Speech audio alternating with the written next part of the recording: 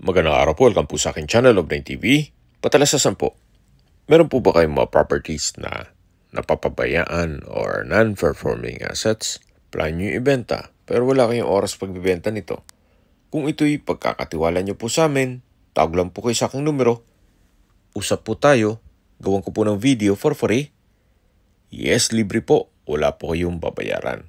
Tutulungan pa namin kayong mabenta ang inyong property. Kami na po bala sa marketing, sa boosting or paid ads. Even sa tripping, hindi na po kayo mapapagod sa pag-entertain ng mga buyers. Kami na po bala sa lahat.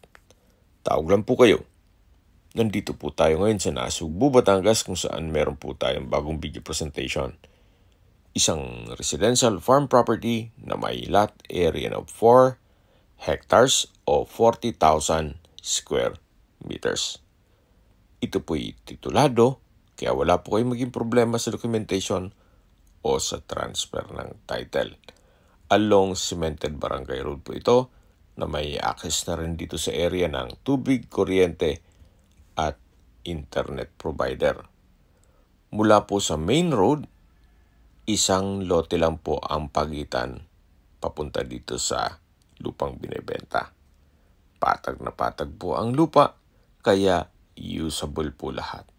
Wala pong masasayang. Marami po kayong pwedeng i-project dito. Pwede po itong i-subdivide, then i-resale. Pwede rin maglagay ng low-cost housing. Pwede rin pong gawing private resort and events place.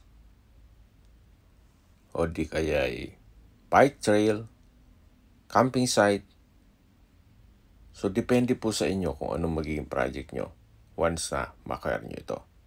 Pero kung ayaw nyo magnegosyo, pwede naman po kayong mag-land banking muna habang mura pa po itong binebenta. Mas malaki po ang kita ng pera nyo sa land banking compare na kung natutulog ang pera nyo sa bangko. Kaya po, tunghayin nyo po itong napagandang lupain na kung saan napakatahimik po ng lugar, sariwang hangin, at sa klima naman po, banayad lang, hindi naman siya ganun kainit at hindi naman ganun kalamig. Kung malaking pamilya po kayo, pwede rin po itong gawing family farm estate para buong pamilya nasa loob ng isang compound o community. Habang naglilibot po tayo at pinagmamasan nyo po itong buong property, pag-usapan na natin ang distance, location at travel time. Mula po sa Tagaytay Nasugbu Highway, ang distance is 7.5 kilometers at ang travel time is 13 minutes.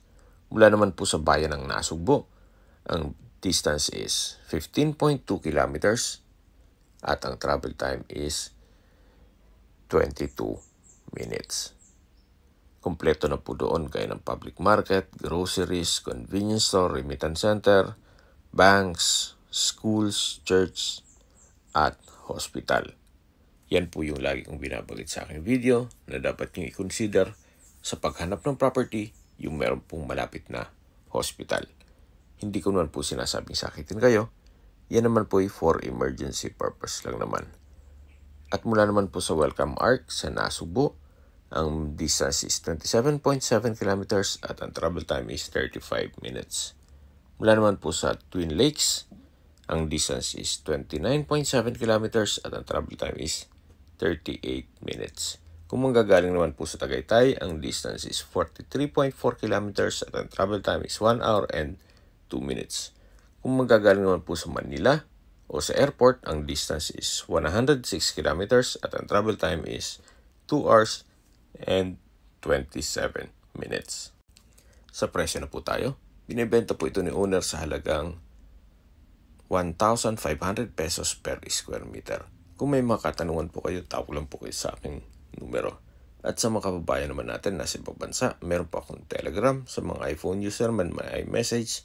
Meron din pong Imo, Skype, Viber at WhatsApp. Same number lang po, 0917-316-3399. Sa mga nagtatanong naman po ng aming Facebook, meron po aming Facebook page na Nov9 TV at Facebook Reels video. Meron din pong TikTok at Instagram. May ibang YouTube channel po kami na The Nov9 TV channel at Nov9 TV listings. Sana po naibigan nyo ang aming video presentation. Paki-like and subscribe na lang po sa aking channel para ma-update din po kayo sa aking future listings. Kung sakali po hanap nyo yung mas maliit na sukat na lupa o di kay bahay bakasyonan, meron din po kami ibang listings na pwede nyong pagpilian. Huwag po kayong makatubiling tumawag sa amin, then let us know your budget para malaman namin kung anong property pwede namin ilok sa inyo. Sa lahat pong viewers, subscriber at nagtiwala po sa amin, salamat po sa suporta. Ingat po kayo lagi at yung pamilya. Maraming salamat po.